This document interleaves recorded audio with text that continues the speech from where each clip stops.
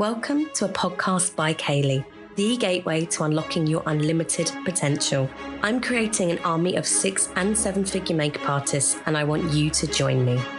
In this podcast, I'm going to be crushing gatekeeping, opening the doors to the knowledge you need, and deep diving into the topics that can push us to the next level. Be prepared for epic guests and answers to the questions you have always wanted to know. No more small business. No more just a makeup artist. The beauty industry is a $250 billion industry, and you're in it. Let's get ready to open those gates. This is a podcast by Kayleigh. On today's episode of a podcast by Kayleigh, we are back with another BTS Behind the Student. And today you guys wanted to hear from the incredible Jacquelyn, who was in season 3 of my mentorship program. In today's episode, we are extremely conversational. This is not too dissimilar to the things that me and Jacquelyn talk about when we're on coaching calls and in the Level Up Club together. We talk about everything from Jacquelyn's favourite biscuit, believe it or not, to, and this is a little trigger warning here, we do touch on grief today. When Jacquelyn joined the mentorship program, she had gone through an incredible loss of her father and her best friend. And today we talk about that. We talk about going through grief whilst trying to build a business, how to heal from grief if you can, and just what that experience was like for Jacquelyn doing a 12-week business course whilst really going through it. We also touch on Jacquelyn's business now, what she has achieved since her time in the mentorship program, what she's currently working on and struggling with, and so many other things as well. P.S. To my Scottish listeners, there is something very, very special at the end here for you. So strap in. Today's is a really, really good one, guys. I hope that you love it. Please welcome the incredible powerhouse that is Jacquelyn McPhee. Okay, hello, Jacquelyn. This has been a long time coming. Welcome to the podcast, your first podcast. Hello. How are you feeling? I'm doing good. Yeah. It's been quite a chill day for me so far. So, happy to be here. You are my very first Scot. Represent the Yay. Scots. So, would you mind telling us kind of who you are, what you do, where you're from? Tell us all about your business. So I am from Aberdeen in Scotland, right up at the top. Well, technically, I'm not even from Aberdeen. I'm from out in the sticks. Grew up in like a little farming village and really much a country girl, although I don't have the accent. Makeup as a business came later to me. I had a little bit of a couple of false starts really in like adult life with what I wanted to do. When I was in school, I was always like very creative. My big love at school was drama. My extended family are all sort of like amateur actors and some professional actors now. And I always kind of thought I would maybe go down that route. When it came to the end of school and trying to decide where I was going to university, I went to visit a drama school in Glasgow and absolutely loved it. But then I quickly realised that it wasn't funded. It wasn't a funded course. Whereas like obviously in Scotland, like university's free.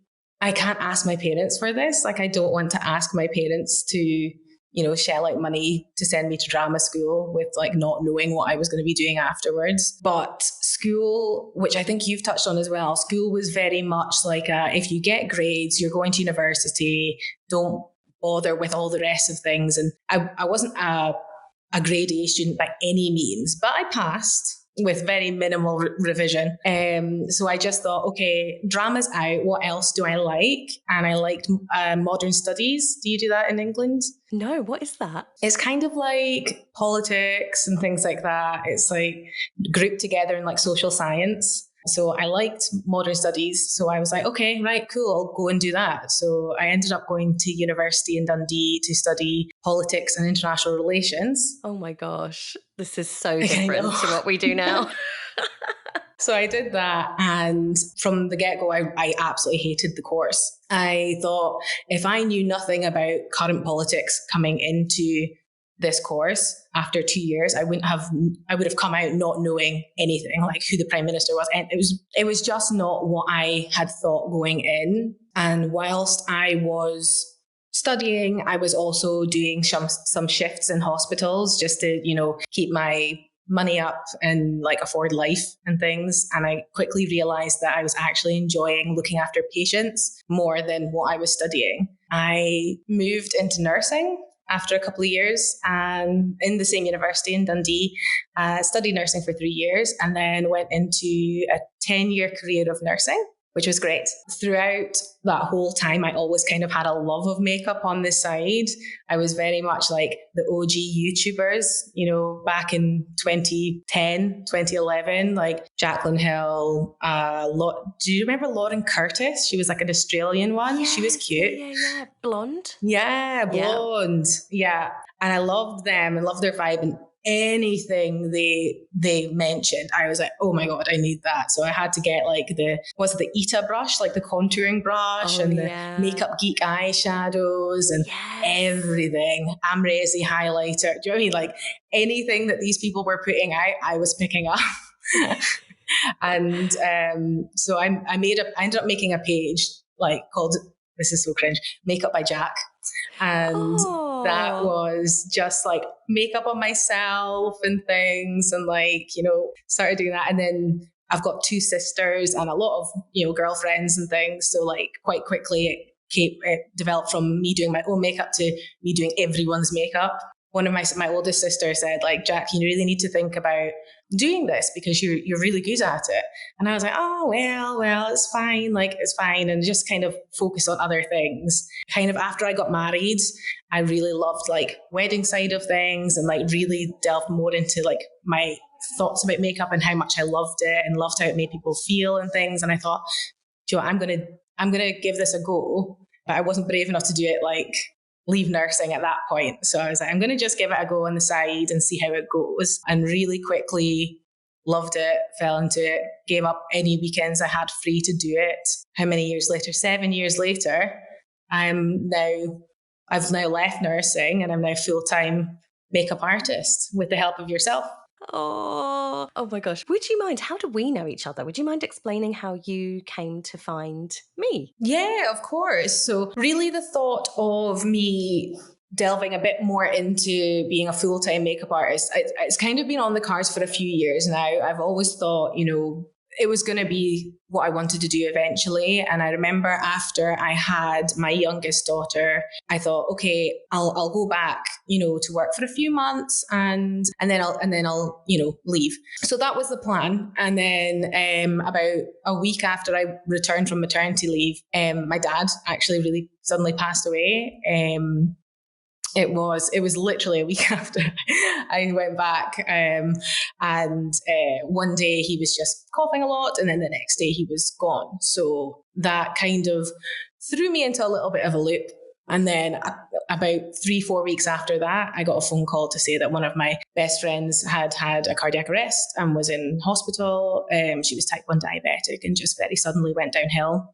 And after a week, she very sadly passed away as well. So at that point, I was kind of in a loop. I didn't really know what I wanted to do at that point. I kind of, in my head, thought, oh God, should I carry on nursing? That's steady. That's, you know, that I don't want to mess anything up. And then, but on the other side, I thought, you know, I've got an opportunity here that not so much my dad, but like my friend didn't get.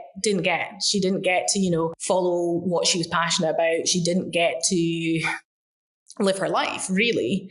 And I thought, what am I doing? You know, I'm trying. At the time, I was holding down 3 jobs and thought that was good because I was managing and I was turning up to work. But I thought, you know, I'm not there for my kids. I'm not there for my husband. I'm not there for myself. I was just living to work, not working to live. So at that point, I was just trying to figure out what I wanted to do. And a friend of mine, Rachel, who's a makeup artist in Glasgow, had said to me, look, I really think you should join this mentorship with me. Like, I know you've seen Kayleigh's posts online. They're so good. It sounds really good. And we can do it together. So we'll always have each other. And I was like, oh, I don't know. She was like, well, she's got like the last 2 places going or something now. She sent me the post with you being like, oh, limited slots and stuff. And I was like, oh my God. And I went on and I was like, look, it's now or never. Like, I need to make an investment in myself and really need to focus on what I want to do. And, you know, if it doesn't work, it doesn't work. But at least I know I will have tried. So I don't know if you remember, Kayleigh, but I think I tried to pay online and it wouldn't work. My card wasn't working. I was messaging you on Instagram at like 11 o'clock at night, so inappropriate, being like, hi, just to let you know, I want to be on the course. And just like, I hope it's not taken up. And I've like sending you screenshots. I've tried to pay and all this stuff. And I remember you messaging me the next day being like, hi, sorry. Yeah, that's absolutely fine. Like, here, you can pay this way if that way is not working. But then we started the course, and it was about a year and a half ago now, wasn't it? Yeah. Like end of 2021, beginning of 2022, around then. Yeah, it was, those 12 weeks were amazing for me. And I found that it really helped me like sort of catapult me into being a businesswoman and not having, a side hustle or a hobby or, things that like very much worded like that. It was like, right, this is what I'm going to do.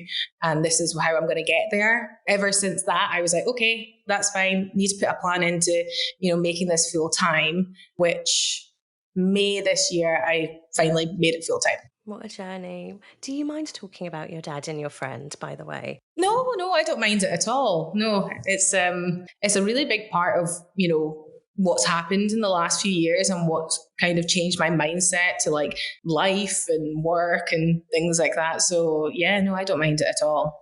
I remember when when students sign up to the mentorship, I send them a questionnaire out, and I remember getting yours back, and you were so honest and vulnerable on your questionnaire. It's probably been the hardest questionnaire ever for me to read because it felt so recent. Mm-hmm. I think so my dad passed away middle of October 21, and my friend Louise, she was middle of November 21. So, and I think the questionnaire stuff was kind of like March 22. So yeah, it was fairly recent at that point. Yeah, it was. I remember reading it and just being like, geez, like, more than anyone, I felt really connected to your questionnaire, and I actually wrote on it, and I wish I still had it. I wish I still had your questionnaire because I wrote on the back of it, I'm doing this for Jacquelyn. I swear to God. I wrote that on the back of your questionnaire because I was reading it and I was like, I am going to get Jacquelyn to where she needs to be for her dad and her best friend. So that was you were such a driving force in that. I could not believe the head on your shoulders to dive into such an intense business course when you were, I imagine, still in the depths of grieving. Mm-hmm. Mm-hmm. I think the interesting thing is I kind of touched on it before that after they passed away, I was working 3 jobs and I took 2 weeks off after my dad passed away, and I didn't take any time off after Louise passed away because I felt really guilty that I'd already had time off. This is like, see, if you work in the medical field, you just have a guilt, like you have to turn up to work. It's weird, but I was doing that. I was working in an aesthetics business as well, doing filler, Botox, everything, and then also doing my makeup. And I just thought, okay, I'm turning up to work, I'm performing at work, I'm fine.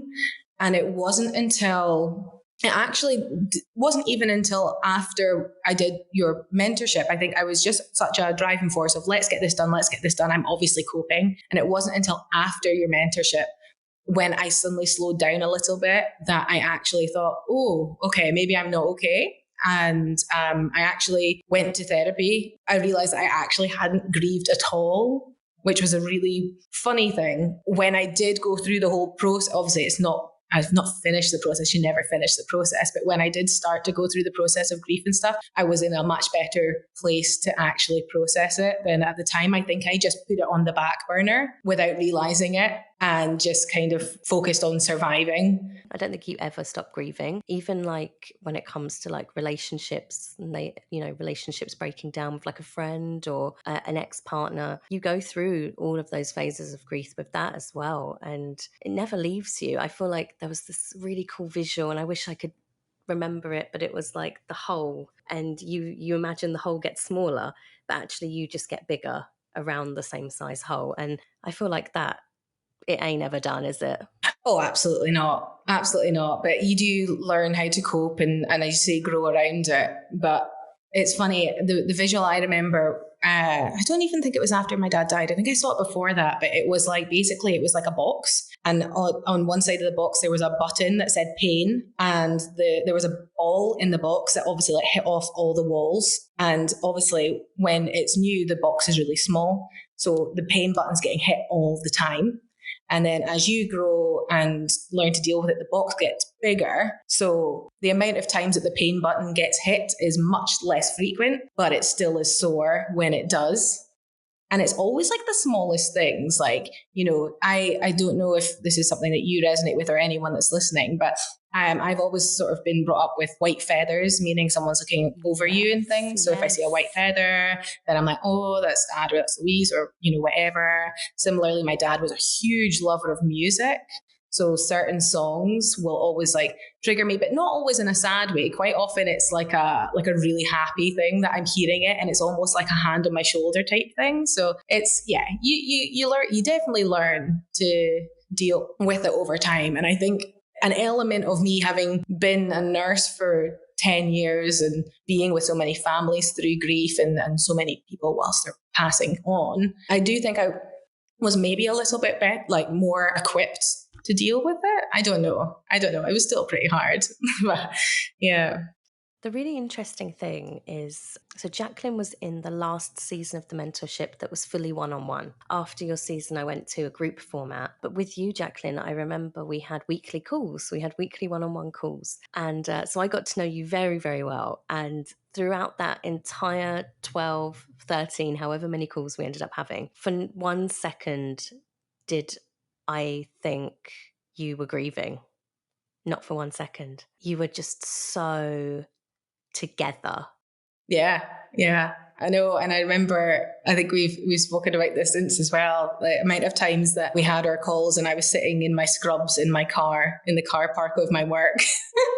Yes. I tell everybody this, by the way. Be like, you want to be committed. I want to see you in your scrubs. Jacquelyn, the amount of students he must be like, because I'm like, right, if Jacquelyn can come on her lunch break in her scrubs every single week, we can do it, guys. Jacquelyn did it.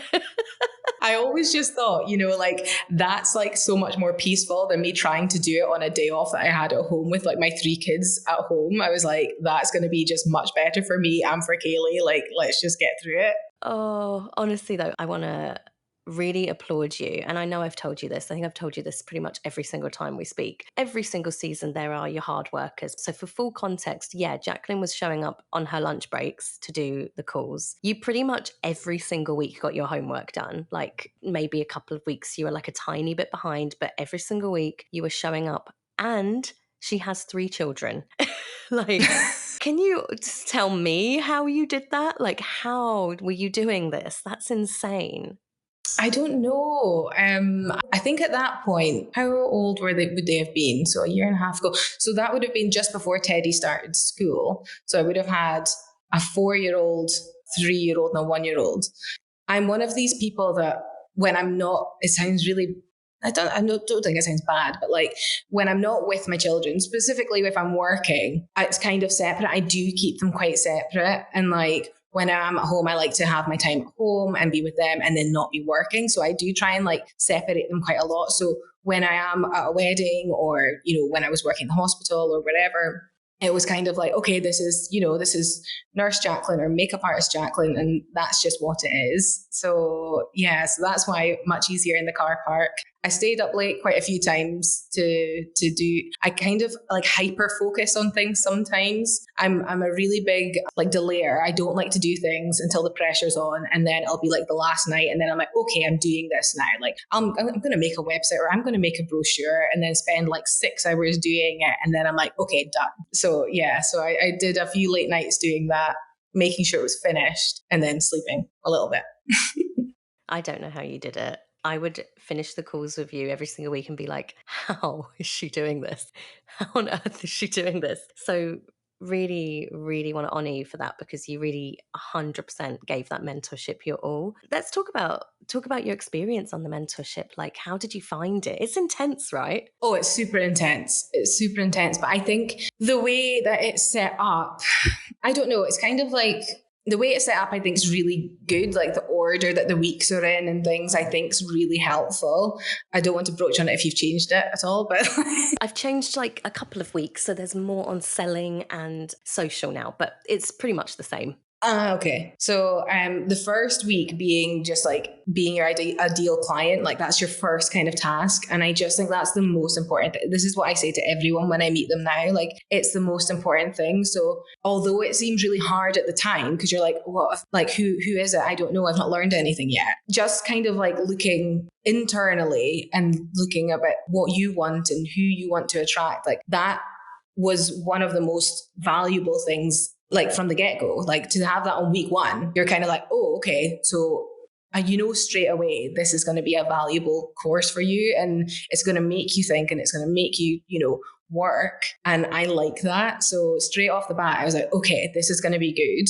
Every week when it was the calls, even if it was like a week where I'm like, oh God, I don't know if I'm prepared for it, or I don't know if I've got the right answers or anything. I came off the call feeling like recharged. I don't know what, I think you've just got one of those presences where it's like, you know how some people, when you spend time with them, like afterwards, you're just kind of like zing, like the light bulb's just gone off. Such a compliment. That's so nice.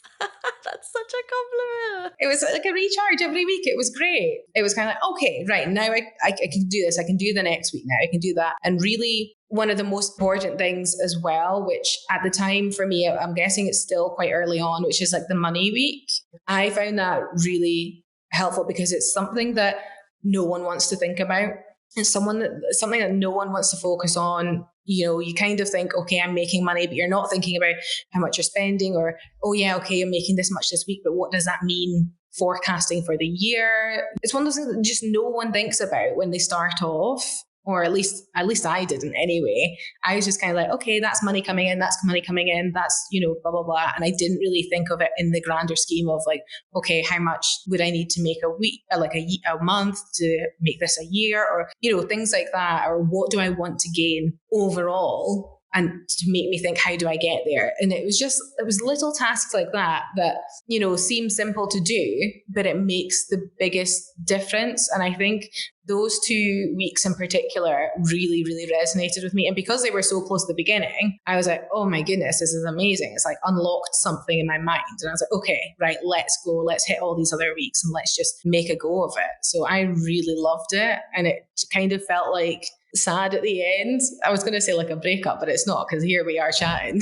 Yeah, we didn't break up. We absolutely didn't. We didn't break up. It's fine. You really took, and I said this, I interviewed Yemi, and I said to her exactly the same thing as I'm going to say to you now. You all got kind of the same.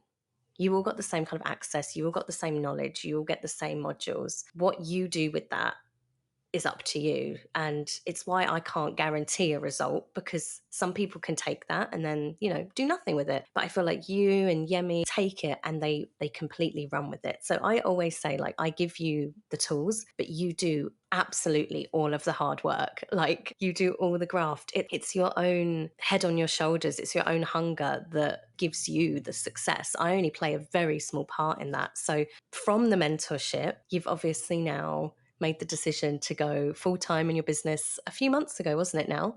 Yeah, I think it was May I went full-time. So yeah, we're a few months in now. Incredible. Congratulations. That must have been hard though, because I don't think you ever said a bad word about nursing. No. And it's a really weird thing because I never disliked nursing. I really love it. But I think something that always kind of resonated with me is that everyone's like, oh my goodness, it's such different fields, blah, blah, blah. And the way that I kind of see it is like both of them are making people feel good. Yeah, like, absolutely. It sounds a bit ludicrous, but like if I've made someone feel better, then I've done a good job, and that works for both. It's a weird one. So at the moment I still have my registration. So I still am technically a nurse. I'm just not actively working at the moment. I only have a couple of years to decide, because if you don't do a certain amount of hours every few years, then they just take your registration off you. So do I think I'm going to go back? I don't know. Probably not. I really do love my makeup, and I love being, you know, my own boss and working around my family and really creating my own path. But, nursing it's such an identity. Like once you're a nurse type thing. And it's really difficult to take that away. Do you find it weird saying to people like, oh yeah, I used to be a nurse? Because I'm like, oh, it's not a thing anymore. But I know. And I think because all my immediate family that my dad was a GP and my mum was a nurse and, my sister works in A&E and so I think it was such an identity, and it still is. Like, it's still a huge part of me, but it wasn't anything that I was like, I hate nursing and I have to get out of it. Are there things that I don't like about, the politics of healthcare? Of course, same as everyone. I do love nursing. Like, I do love making people feel good, which is, as I say, like a little link between the two. So never say never, but at the moment, makeup's my primary focus. This podcast is brought to you by the Level Up Club, my monthly membership for makeup artists. Imagine a place created with done-for-you monthly resources and coaching, literally everything you need to create and scale a profitable, thriving makeup business. Well, it exists, and it's called the Level Up Club. I am so proud of this membership. I literally poured my heart and soul into it. Inside, you will find monthly Canva templates, monthly stock images, social media calendars, email templates, workflows, pro program lists, agency lists, monthly coaching and conversations with the people who can help smash gatekeeping. I'm talking agency owners, PRs, top makeup artists and experts. They're all inside. And not only that, but monthly in-person events. We have already held portfolio days, headshot days, branding days, and so much more is coming. The club is taking the mystery out of making money. Your makeup business doesn't have to be make-believe, and I'm showing you how. And guess what? It's only £30 a month. In London, that's literally 2 hot chocolates. I'm not even kidding. So come and join us, the only membership I promise you'll ever need. Now, back to the pod. And I would say, just from my perspective, and you can completely disagree if you feel like you want to, but when you made that decision, you almost created this new identity as a makeup artist. Like, your identity as a makeup artist is so strong right now. And it felt like that was like the puzzle piece from me as a watcher. When you put that final puzzle piece in, it all like came together as you, Jacquelyn, the makeup artist. Do you agree? Yeah. I would completely agree. I think with doing so many things for so long, like there was only so much I could give to my makeup business. Obviously, I can put the foundations in and things, but you're completely right. Like, going full time, or at least like being close to going full time, was almost like the magic key that kind of unlocked it. I thought, if I'm going to do this, I'm going to have to go in, feet first, head first. Everything in, all in. So I was like, okay, so what I need to do is I need to have a place to work. Because I was doing a lot of mobile trials or renting spaces in studios and things, and never really had anything that was my own. I got my own studio in Aberdeen for when I'm doing content or trials or masterclasses or whatever. Did that. I thought, the next thing to do is do a masterclass, kind of like secure myself as, someone in Aberdeen or in Scotland. So I thought, I'll do that. And then I thought, I really need to invest in like what I want to do. I had a really big look back again, thinking, who's my inspiration? What kind of brides do I want? What do I want to attract? And I did a lot of training. So I got in touch with Kelsey Bain, who I know you've spoken to before, and just kind of reached out and said, look, if you're ever in the UK, I would really love to do a workshop with you. And she got back to me really quickly, actually. And she was like, oh, I'm actually doing a wedding in Edinburgh in summer, so let's do it. And I was like, okay, perfect, let's do that. So got on to her. I did a course at Christina Gasperis in London, and I think I just knuckled down and thought, what do I want to attract? And that's all I'm going to be putting out. Like, I'm really a lot more selective with what I put out now, because I think at the start of your makeup journey, and I think the same for everyone, and there's an element that you need to do this, but like, it's a lot of quantity, like showing that you're busy, showing that you're working, this, that, and the next thing, saying yes to everything. Whereas now I'm really conscious of, when I'm putting a post out, why am I putting it out, or who do I want to see this? Who do I want to attract from this post, and things like that. So I definitely, with my inquiries coming in, I'm really like resonating with those inquiries and with those brides and things as well. And, you see people will mention like suppliers that you've always wanted to work with, and they're on the team as well. And it's really good to see that happening. It's like growth, and it's kind of like things that you would have manifested and stuff like earlier on that you're seeing kind of coming in little drips and drabs. So I definitely think, as you say, like a something has clicked this year that has kind of put me into like my identity as a makeup artist, as you said. So yeah, I'm feeling quite comfortable with it at the moment. I feel like I'm getting there. I wouldn't say I'm there yet, but it's definitely like, I definitely feel much more in tune with what I want to achieve, if you know what I mean. I feel like Jacquelyn is so humble because, and you might not even know this, Jacquelyn, but I hear it a lot. My students who are on the current programs, they will always, especially if they're Scottish, I'll ask them like, who's like end goal for you? Like, who would you love to be? And your name is always, always, always popping up. I should probably tell you when I hear these things as well, but it's all the time. And I don't know if you know how much you are looked up to. And it's been quite a quick process. I feel like it's been like in the last year, but I can see the elevation of like your content, the models you get in, the photography. Like it really seems like you've nailed like your signature style and the way you take photos. Like, do you even know that about yourself? Not really. I don't know. I don't know if it's being humble. I think it's just, I just don't really see myself that way. Honestly, everybody who's listening who loves and admires Jacquelyn, we're all going to tell her today when this episode goes live, okay? Please tell her how much you admire her, because I always feel like this is really common as well. You always tell other people, like my mum and my stepdad never tell me that they're proud of me, but they'll tell everyone else. Yeah, I think it's a very British thing for sure. So I think sometimes like praise is hard to hear. Like it's one of those things that like, if someone criticizes you, you'll believe them, but if they praise you, then you don't. So yeah, so it's I don't know, it's quite difficult to hear, but I do love it. It's so nice. It is. I really appreciate it. That's lovely.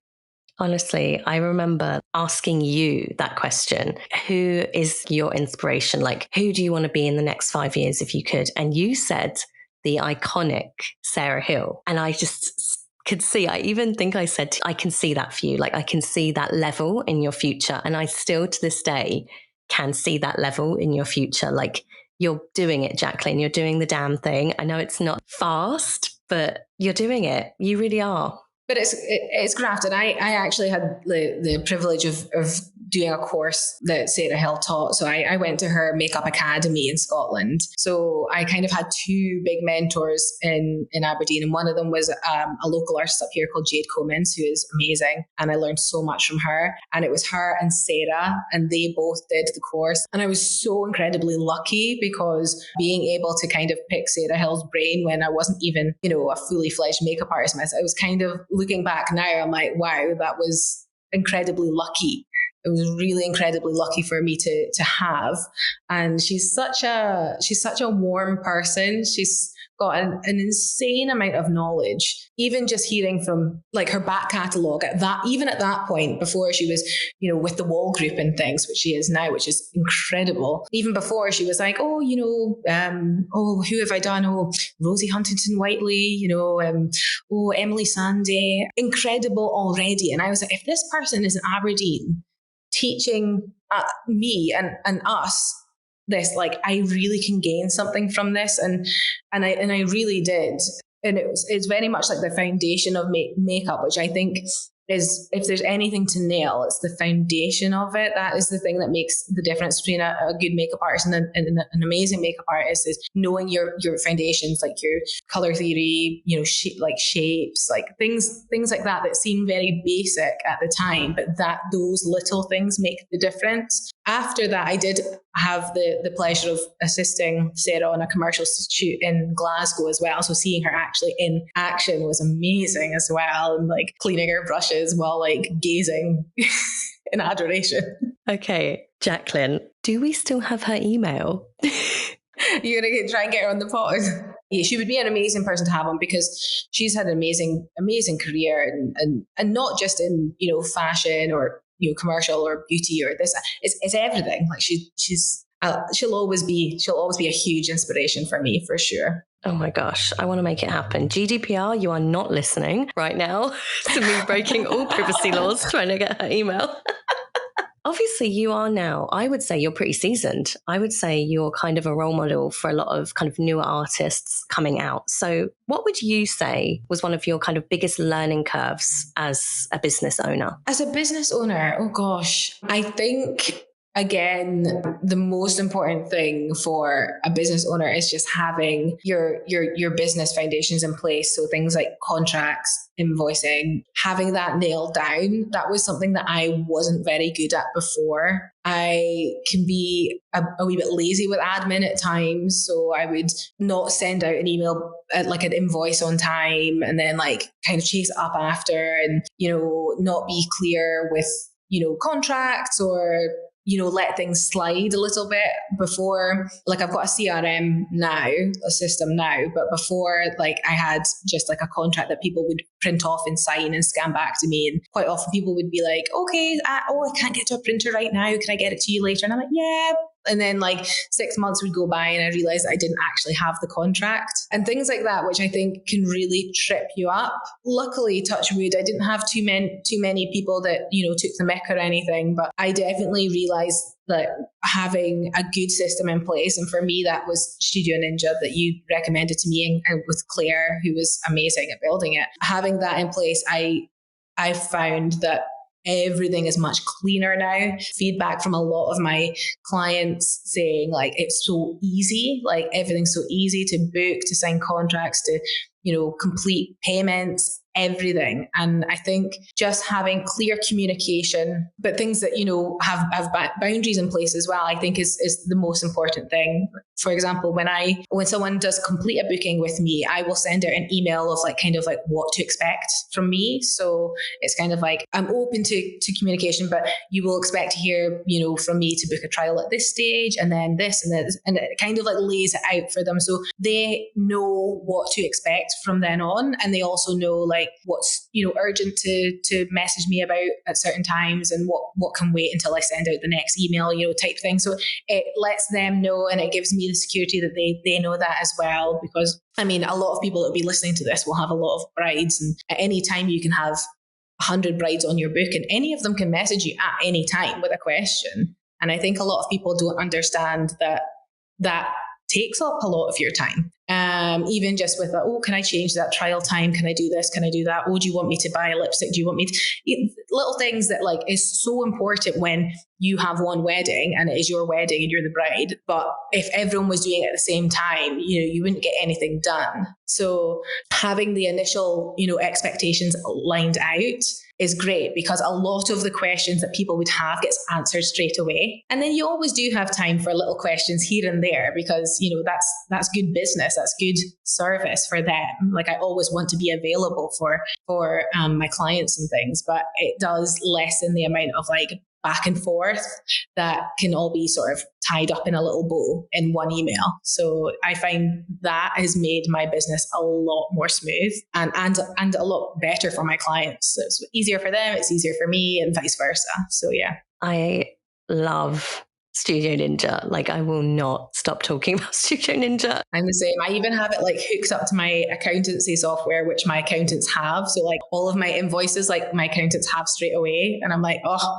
so much easier. I only got mine this summer. And honestly, like when I look back at what I was doing before and what I have now, it's like, I can't even explain the difference and how much it's changed my day-to-day life as well, because I'm not like handwriting each individual email or handwriting each individual invoice and looking back and how much was that, blah blah blah. It's just like, select this, select that, send it off, fine. It's so much easier. It's made the work-life balance a lot better, especially like as you get busier. It's made it a lot easier. And the thing I love most about it, so it's turning to Studio Ninja like adverts. I like the revenue comparison. When it can forecast like what July 24 you're due to get this much in, and you can forecast like what months you're getting a good sort of amount of money in, and what months you might need to do some extra work on the side and this, that, and the next thing. So I find it really good for forecasting or realizing when it's due for like a price upgrade, or, you know what I mean? So yeah, it's a really, really handy tool. And I think investing in your business is, you know, you get back tenfold what you put in, you know? Absolutely. Absolutely. Can't agree more. What I would love to do is actually move on to the smashing the gate, because we have got some good questions for you, Jacquelyn. Quickly, I'm just going to check and see if anybody has added any to our group chat. Sam has asked quite a few questions. Thank you, Sam. We love you. But the best one she's asked is, Jacquelyn, what's your favourite biscuit? What a way to start. Oh, okay, right. This is going to be controversial off the bat, because I am I'm much more sweet than savory, but by far, and this is going to spark a debate here, because I have to say, although I don't agree that it's a biscuit, it's a Jaffa cake. That's a cake. I know. And I do agree that it's a cake, but I would eat it as often as I would eat biscuits rather than how often I would eat cake. But it has been like my go-to snack forever, to the point where like people, this is going to sound so bad, like children that I went to university with, to primary school with, all like my peers in primary school used to call me the Jaffa cake queen.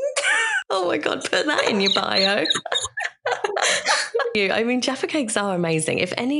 I don't know if these are in America. If any US listeners are listening, let us know if you have Jaffa cakes, because what a life if you don't. Sam has also asked, you're going to love this one. What are your top 3 products every kit should have? Oh, that is a good one. So I think one of the things that I absolutely love to do with every makeup that I do is a really good skin prep. The way I start that off is with cleansing balm. And I find cleansing balm is really good for buffing any sort of dry skin, dead skin, and it just helps to like really hydrate the face. And when you massage it in, you help sculpt, you know, those cheekbones, those like the jawline and stuff, and it, as well as feeling like a really nice like luxury treatment for your client. So one thing I will always have in my kit is cleansing balm, and my favorite would be the LMS Pro Collagen cleansing balm. That's one I always have. But if you're looking for like a cheaper alternative, the Inky List Oat cleansing balm is also good. I'm a really big fan of cream products. Like I always do top it with powders, but I'm a really big fan of like cream products. So I like cream, like sculpting products and bronzers and blush and things. So the ones I really like just now for like sculpting and things are the Westman Atelier, like sculpting sticks. You can work them in really lovely, and they've got really nice cool tones. So I've got like one just today that's just having that little snatch there, and it's a really nice cool tone called Biscuit, I think it is. And finally is a new love for me, but I literally couldn't be without them ever, is the Makeup Forever Pro Color Pencils. So I absolutely adore them because you can use it. They're kind of built that you can use them anyway. Like you use them as a lip liner, an eyeliner. You can use them in the brows. You can use them to, contour a nose. Do you know what I mean? You can use it for loads of things. I primarily use them for lips because I just think they're a really nice formula and they've got a really nice color range in them. So yeah, that is a new love for me, but absolutely one of, my favorite products just now. And quite often I will just do lip liner on someone's lips for like a wedding or whatever. And then maybe put like a little bit of a balm or something on top. Wherever walnut is just beautiful, beautiful color. Sam has asked, we love you, Sam. Where do the majority of your inquiries come from? I'd probably say Instagram for sure. I don't get, I'll be honest, I don't get a lot from Facebook. I don't advertise a lot on Facebook. I do, like my posts automatically share onto my Facebook page, but I find the clients that I tend to get from Facebook aren't really the clients that I'm trying to advertise for. I don't know if it's it's a very different sort of age thing now, I think, between Facebook and Instagram, and a lot of people now who are getting married are more on Instagram now rather than Facebook. So I just don't get a lot from Facebook anymore. but they all come through my website. So I'm not really someone who does a lot of inquiries through DMs or anything like that. So I've got it quite clear in my bio that all inquiries go through my website. And then I've got a good inquiry form on there that goes straight through to my Studio Ninja, nudge, nudge, wink, wink. And I go from there. But I would say probably I don't overly ask. Maybe I should put something in there to be like, where's it come from? But I think from when I was really big on Wix and stuff, it was very much Instagram was like 80-90% of my traffic for sure. Nice. Good question, Sam. Good question. Okay, this one is from me. What is one thing you would tell baby makeup artist Jacquelyn if you could tell her something today? Oh God, I don't know. Probably to just have an idea of what you're wanting to achieve. It sounds really cliche, but persevere and always keep sort of like that end focus in mind. Because I feel like as long as you have that in mind and you're working towards that, you're always moving forward. You know, like if you start looking back, then that's, you know, the way you're headed type thing. So yeah, you're always traveling the way you're looking. So like look towards, you know, the end goal and things and always reassess, you know, like your end goals can change all the time. Like when I first started makeup, I wouldn't have assumed that I would be doing what I'm doing now. So that's the end goal always gets a bit bigger and a bit brighter, you know? So yeah, just keep perseverance, I think, is the biggest thing, especially because whenever you do get any sort of negative feedback or any setbacks or knockbacks, it can feel like so hurtful because you give a little bit of your soul to makeup all the time. Yeah. So just power on through, take criticism constructively and keep looking forward. I love that. Okay. Final question. What is next for Jacquelyn? Have you got anything planned? Hint, hint, nudge, nudge, wink, wink, that you're working on?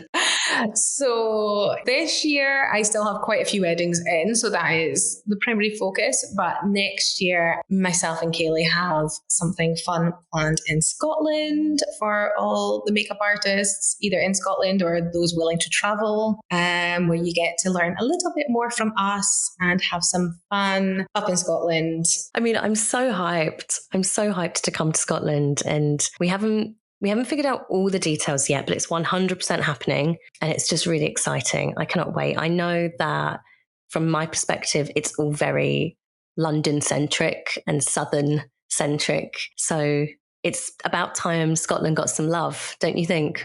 Yeah, absolutely. Absolutely. I think it always amazes me how much talent there is up here. And I think sometimes it can be overlooked a little bit because you don't get the same opportunities up here a lot of the time as like those in London may get. But similarly, there's not as many people going for the opportunities up here as there are in London. So I know so many amazing, talented makeup artists up here that would absolutely love to have an event and also meet and learn from you as well. So I think if I can have any part in making that happen, then it's like a privilege for me. So super, super happy and excited for it. Yes, I cannot wait. I cannot wait. Next year is looking so exciting. So Scottish artists, just keep your eyes peeled. Where can everybody find you, Jacquelyn? So I am on Instagram, Jacquelyn McPhee Makeup, and I will spell it for you because I've got a difficult name. So it's JACQUELY.